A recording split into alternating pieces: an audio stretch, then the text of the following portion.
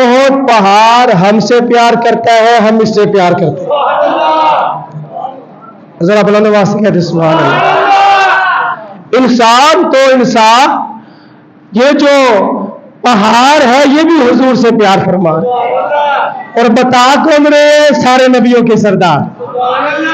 مطلب یہ ہوا کہ جو چیز بھی حضور سے پیار کرے حضور کو پتا ہوتا ہے.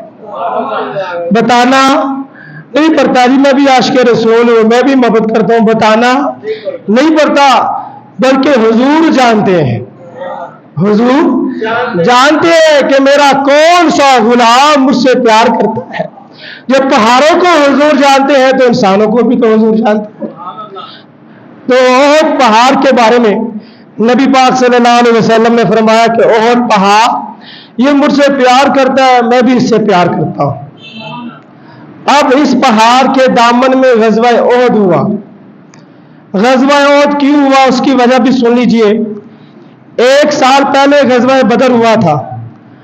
غزوہ بدر کے اندر کافروں کو بڑا نقصان پہنچا تھا اور 70 کافر جو ہے واصل جہنم ہوئے تھے اور ان میں بڑے بڑے سردار شامل تھے. پھر بہت سارے کافر جو ہے وہ گرفتار بھی ہوئے تھے. بڑا نقصان ہوا کافروں کو نا غزوہ بدر میں. سال بعد غزوہ احد ہوا. اب یہ کیوں ہوا؟ جو سردار مارے گئے تھے کافروں کے، ان کے اندر غصہ تھا، ان کے اندر آگ تھی. وہ کہہ رہے تھے ہم نے مسلمانوں سے بدلہ لینا ہے. تو غزوہ بدر کے بعد انتقام لینے کے لیے پورا سال وہ تیاری کرتے رہے. پورا سال کافروں نے تیاری کی اور زبردست قسم کی تیاری کی. 3000 کا لشکر کافروں نے تیار کر لی. کتنے ہزار کا؟ 3000 کا لشکر کافروں نے تیار کر لیا اور اسلحہ بھی ان کے پاس بہت زیادہ تھا. نبی پاک صلی اللہ علیہ وسلم نے اپنے غلاموں کو بھیجا کہ جاؤ پتہ کر کے آؤ، دیکھ کے آؤ ذرا کافروں کی کیا تیاری ہے. تو جب واپس آئے تو حضور کو بتایا، حضور ان کی تو بڑی تیاری ہے، ان کا لشکر بہت بڑا ہے، 3000 کا لشکر انہوں نے تیار کیا ہے. نبی پاک صلی اللہ علیہ وسلم نے جب بات سنی تو آپ پریشان نہیں ہوئے، بلکہ پتہ کیا فرمایا؟ فرمایا حسبنا اللہ، ہمارے لیے ہمارا رب ہی کافی ہے. ہمارے لیے ہمارا رب ہی کافی ہے. نبی پاک صلی اللہ علیہ وسلم نے کتنا پیارا جملہ. پتہ چل گیا اوکھا وقت آ جائے، مشکل آ جائے، پریشانی آ جائے تو رب کو یاد کرنا چاہیے. حضور نے کیا فرمایا؟ فرمایا ہمارے لیے ہمارا رب بھی کافی ہے. پھر اپنے صحابہ کو اکٹھا کیا، مشورہ کیا. کیا کیا؟ مشورہ کیا. ہمیں بھی نبی پاک صلی اللہ علیہ وسلم کی سنت پر عمل کرنا چاہیے، مشورہ کرنا چاہیے. کیا کرنا چاہیے؟ اپنے گھر والوں کے ساتھ مشورہ، دوستوں کے ساتھ، بہن بھائیوں کے ساتھ مشورہ. کوئی بھی کام کرنا ہے جب بندہ مشورہ کر کے کرتا ہے پھر فائدہ زیادہ ہوتا ہے. اب جنگ لڑنی ہے، نبی پاک صلی اللہ علیہ وسلم نے مشورہ کیا اپنے صحابہ کے ساتھ. کچھ صحابہ نے کہا کہ مدینے کے اندر رہ کے جنگ لڑتے ہیں، لیکن زیادہ صحابہ نے عرض کی حضور ہم مدینے سے باہر جا کر کافروں کا مقابلہ کریں گے. نبی پاک صلی اللہ علیہ وسلم نے جو زیادہ صحابہ کرام تھے ان کی بات مان لی، پھر مدینے سے باہر جا کے جنگ لڑی. جب مدینے سے نبی پاک صلی اللہ علیہ وسلم کا یہ لشکر نکلا، اس وقت اس لشکر کی تعداد تھی 1000. کتنی تعداد تھی؟ 1000. کافر تھے 3000 اور مسلمان کتنے تھے؟ 1000. جب آدھا راستہ ہو گیا تو منافقوں کا سردار عبداللہ ابن ابی جو منافقوں کا سردار تھا، یہ 300 بندے لے کر وہاں سے واپس آ گئے. منافق تھا نا، کیا تھا؟ نمازیں حضور کے پیچھے پڑھتا تھا، نمازیں حضور کے پیچھے. اور اس کے بارے میں پڑھ رہا تھا، یہ اپنے آپ کو اتنا بڑا عاشق رسول کہتا تھا کہ جب بھی باہر سے کوئی ملنے کے لیے آتا تھا نا حضور کو، تو یہ کھڑا ہو کے خطبہ دیا کرتا تھا، استقبالیہ خطبہ. یہ کہتا ہوتا تھا کہ اللہ نے ہمیں بڑی شانوں والے نبی عطا فرما دیے ہیں، اللہ نے ہم پر بڑا کرم فرما دیا ہے. یہ اس طرح کی باتیں کرتا تھا. لیکن جب میدان لگا، میدان جنگ لگ گیا، وقت آ گیا اب شہید ہونے کا، نبی پاک صلی اللہ علیہ وسلم کے قدموں پر جان قربان کرنے کا جب وقت آیا، یہ منافقوں کا سردار 300 اپنے چیلے لے کر وہاں سے واپس آ گیا. اب باقی کتنے بچ گئے؟ 700 بچ گئے. 700 نبی پاک صلی اللہ علیہ وسلم کے مخلص صحابہ کرام. ایسے صحابہ 700 یہ تھے، ہر بندے کی تمنا تھی شہید ہونے کی. ہر بندے کی تمنا. کوئی یہ تمنا لے کر نہیں جاتا تھا کہ ہم نے واپس جانا ہے اپنے گھر. ہر صحابی کی اپنی شان، اپنا جذبہ جہاد ہے ان کا. اب 700 کا مقابلہ ہوا 3000 کے ساتھ. کتنوں کے ساتھ؟ 3000 کے ساتھ. میدان جنگ میں نبی پاک صلی اللہ علیہ وسلم جب پہنچے، وہاں پہنچ کر نماز فجر ادا فرمائی. نماز فجر ادا فرمانے کے بعد نبی پاک صلی اللہ علیہ وسلم نے خطبہ دیا، اور اس خطبے میں ایک بہت ہی پیاری بات نبی پاک صلی اللہ علیہ وسلم نے ارشاد فرمائی. فرمایا لوگوں سن لو، ایک مسلمان کا دوسرے مسلمان کے ساتھ تعلق اسی طرح ہے جس طرح ہمارے سر کا تعلق ہمارے جسم کے ساتھ. آج اگر ہم فلسطین میں ظلم ہوتا ہے، آج اگر ہم پریشان ہوتے ہیں تو کوئی وجہ ہے نا، کوئی وجہ ہے. حضور نے فرما دیا ہے ایک مسلمان کا تعلق دوسرے مسلمان کے ساتھ ایسے ہی ہے جیسے ہمارے سر کا تعلق جسم کے ساتھ. سر کو تکلیف ہوگی، سارا جسم بے قرار، سارا جسم بے قرار ہو جائے گا جب سر کو تکلیف ہوگی. فلسطین میں ظلم ہو رہا ہے، آج ساری امت پریشان ہے. کیوں پریشان ہے؟ اس لیے کہ سر کا جسم ہے تعلق کے ساتھ، سر کا جسم کے ساتھ تعلق ہے نا.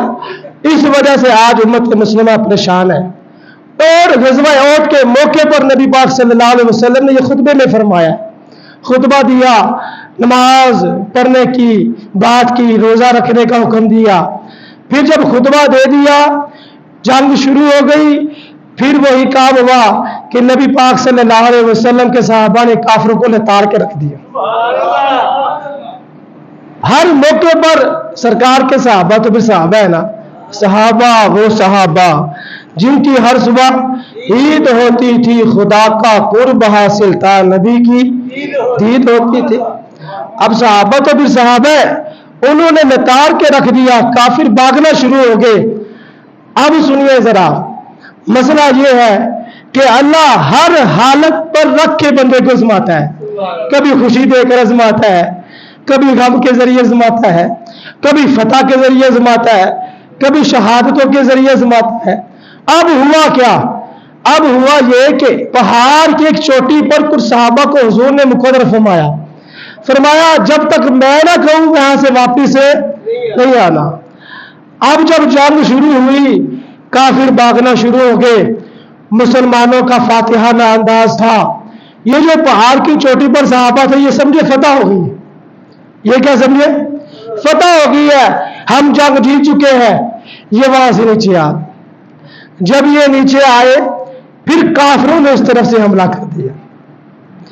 اب یہ جو اس طرف سے حملہ ہوا، پھر دونوں طرف سے کافروں نے مسلمانوں پر بڑا زبردست قسم کا حملہ کر دیا. یہ حملہ اتنا خطرناک ہوا، 70 صحابہ شہید ہو گئے. کتنے صحابہ؟ 70 صحابہ شہید ہو گئے. اور حضرت امیر حمزہ بھی شہید ہو گئے. نبی پاک صلی اللہ علیہ وسلم زخمی ہو گئے میدان احد میں. اور جب یہ حملہ ہوا میدان احد میں، یہ بات مشہور ہوگی کہ حضور بھی وفات پا گئے. جب یہ بات مشہور ہو گئی، اب کیا ہوا؟ اب کچھ صحابہ تو آپ کو پتا ہے، جب ان کو پتا چلا کہ حضور نہیں رہے دنیا میں، وہ پریشان ہو گئے. پریشان ہو کر بڑے بڑے صحابہ سائڈ بھی ہو کے بیٹھ گئے. اس طرح کیا حالات بن گئے. لیکن 30 صحابہ ایسے تھے جنہوں نے حضور کے ارد گرد حلقہ بنا رکھا تھا. حضور کے ارد گرد حلقہ بنا رکھا تھا. اور وہ کیا کر رہے تھے؟ ایک ہی بات کہتے تھے، یا رسول اللہ آپ کے چہرے پہ میرا چہرہ قربان. حضور آپ کی جان پر ہماری جانیں قربان. کافروں کے تیروں کو حضور تک نہیں پہنچنے دیا.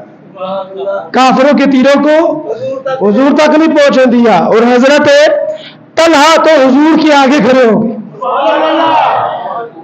ذرا بلند آواز سے کہہ دے سبحان اللہ. میرا گلا خراب ہے، آپ کو تو ٹھیک ہے نا؟ زور لگا کے کہہ دے سبحان اللہ۔ اب کافر دیکھیں، کافر حملہ کر رہے ہیں نا، ہر بندہ اپنی جان بچاتا ہے، لیکن حضرت طلحہ کی محبت دیکھیں حضور کے ساتھ، سامنے اس طرح کھڑے ہو گئے، تیر لگ رہے ہیں، ہاتھوں پہ لگ رہے ہیں، بازوؤں پہ لگ رہے ہیں، ہاتھ شل ہو گیا حضرت طلحہ کا۔ یہی وجہ ہے کہ حضرت ابو بکر صدیق فرمایا کرتے تھے، کہتے تھے احد کا سارا دن طلحہ کا دن ہے، احد کا سارا دن طلحہ کا دن ہے۔ 70 سے زیادہ زخم لگے حضرت طلحہ کو۔ کتنے زخم؟ 70 سے زیادہ۔ یہ جو زخم لگے کوئی سوئی کے بھی لگے، سوئی کے زخم نہیں ہے، تیروں کے، نیزوں کے زخم لگے 70 سے زیادہ، لیکن ایک مرتبہ بھی نہیں کہا دین پہ چلنا بڑا مشکل ہے، ایک مرتبہ بھی نہیں کہا۔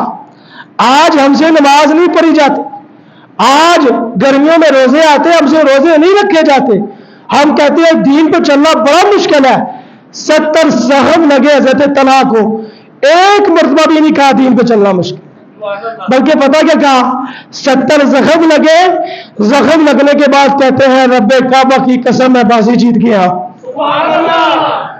میں بازی جیت گیا ہوں۔ یہ ہے حضرت طلحہ، ان کے بارے میں نبی پاک صلی اللہ علیہ وسلم نے فرمایا اگر کوئی اس دنیا میں کسی شہید کو دیکھنا چاہتا ہے، چلتا پھرتا کوئی شہید دیکھنا چاہتا ہے، میرے طلحہ کو دیکھ لو، میرے طلحہ کو دیکھ لو۔ حضرت طلحہ نے تھوڑی سی خدمت کی حضور کی میدان احد میں، ایک چٹان پہ چڑھنا تھا حضور نے، اب حضرت طلحہ نیچے بیٹھ گئے، عرض کی حضور یہاں قدم رکھیں، یہاں قدم رکھیں۔ نبی پاک صلی اللہ علیہ وسلم حضرت طلحہ پر قدم رکھ کے چٹان پہ چڑھ گئے، حضور نے فرمایا طلحہ تیرے لیے جنت واجب ہو گئی، تیرے لیے کی محمد سے وفات، اللہ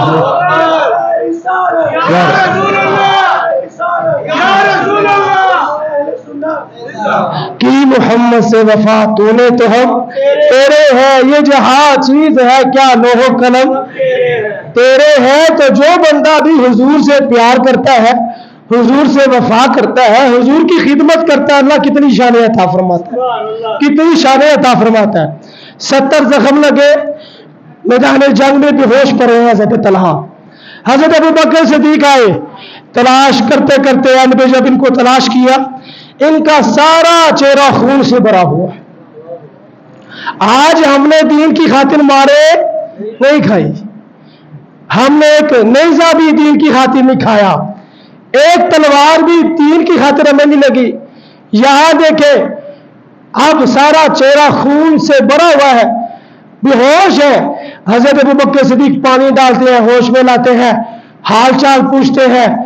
ان کی پہلی بات ہی یہی تھی، مجھے یہ بتاؤ حضور کیسے، مجھے یہ بتاؤ حضور کیسے ہے۔ جب بتایا گیا کہ حضور سلامت ہے تو کہتے ہیں پھر سب کچھ ہی سلامت ہے۔ یہ ہے غزوہ احد والے دن نبی پاک صلی اللہ علیہ وسلم کے صحابہ کی قربانیاں، شوال کے مہینے میں غزوہ احد ہوا تھا، اور اسی غزوے میں بہت ہی پیاری بات، حضرت سعد بھی حضور کے آگے تیر چلا رہے ہیں، کیا چلا رہے ہیں؟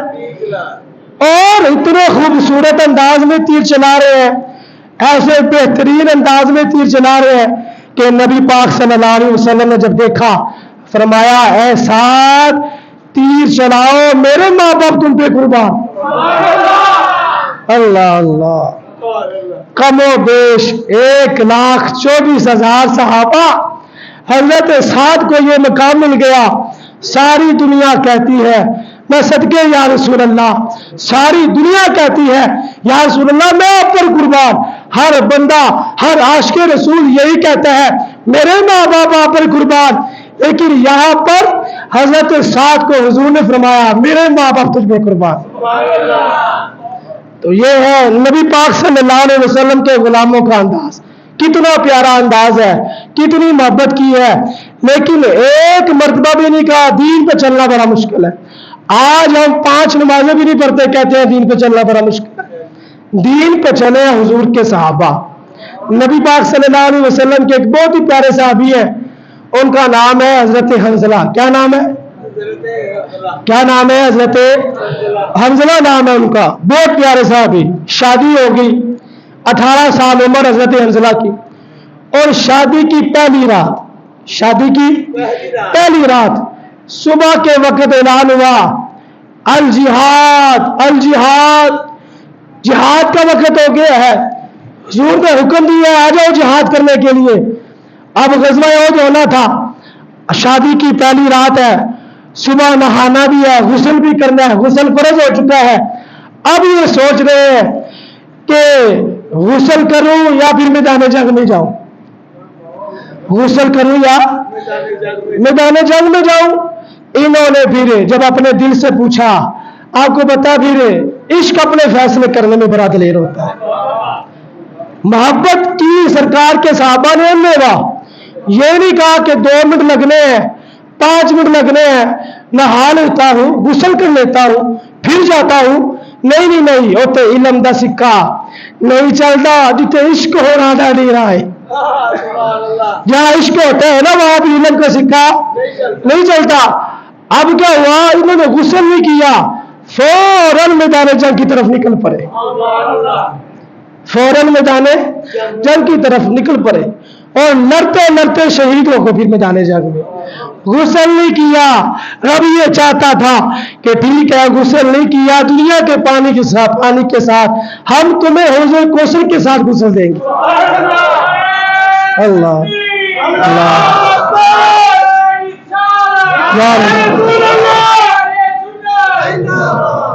تو کتنا پیارا انداز حضرت حنظلہ کا.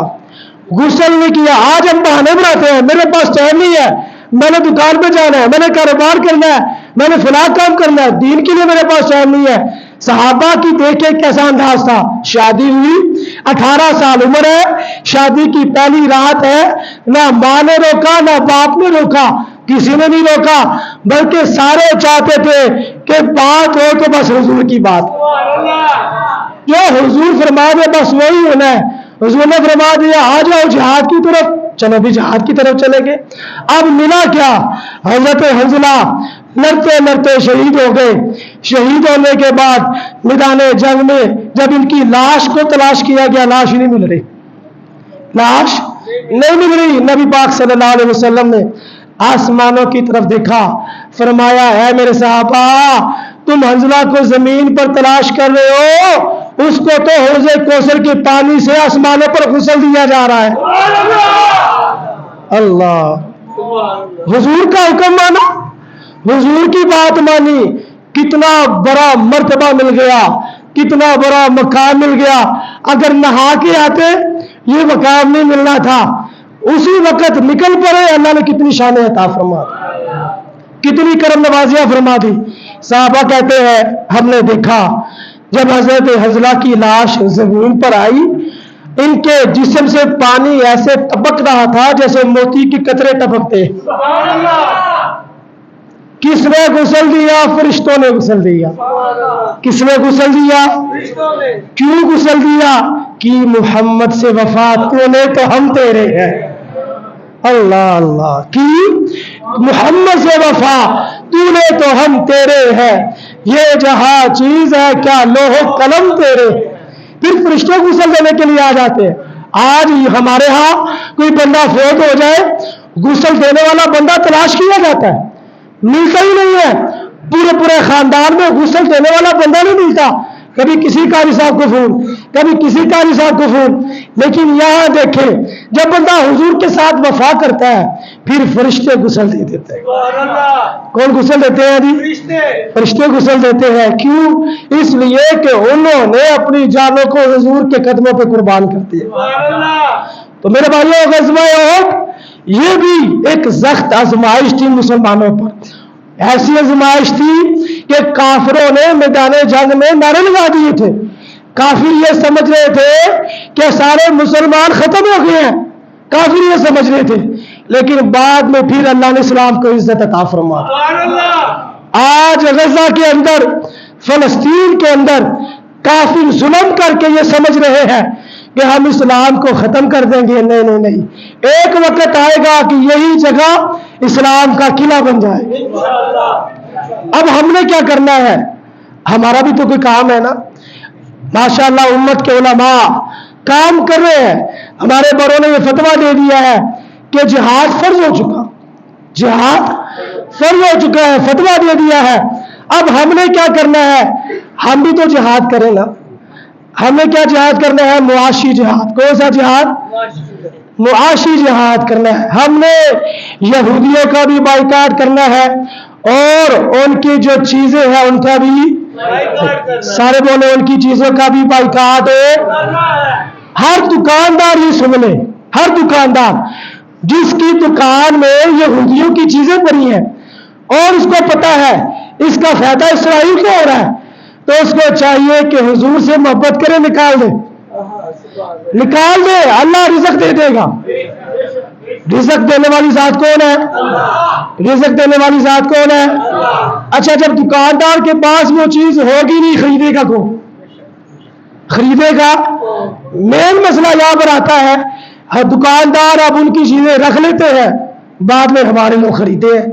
खरीदने वाले भी बाज आ जाए, बेचने वाले भी बाज आ जाए। हुजूर से मोहब्बत करे, हुजूर की उम्मत से प्यार करे। बड़ा जुल्म हो रहा है, बड़ा जुल्म हो रहा है फलस्तीन के अंदर, और इस वक्त हम कुछ नहीं ना कर सकते। हम ये तो कर सकते हैं, लोग पता क्या कहते हैं? हुकूमत कुछ नहीं करती, हुकूमत कुछ नहीं करती, हुकूमत कुछ नहीं कर रही। लेकिन अपनी गैरत ये है कि एक बोतल, एक बर्गर भी नहीं छोड़ रहा। एक बोतल को छोड़ने का कहा जा रहा है कि यार ये बोतल ना पियो, ये उनकी है, इससे बोतल नहीं छोड़ी जा रही। एक बर्गर छोड़ने का कहा जा रहा है, ये उनका है, इसका फायदा, इसका माली फायदा उनको हो रहा है। एक बर्गर नहीं छोड़ा जा रहा। हमने क्या कुर्बानियां देनी है? मेरे भाइयों, अपने मुसलमान भाइयों से प्यार करे, दुआ करे, अल्लाह पाक उनकी गैबी मदद फरमाए। अल्लाह पाक फलस्तीन की, गजा वालों की गैबी मदद फरमाए। और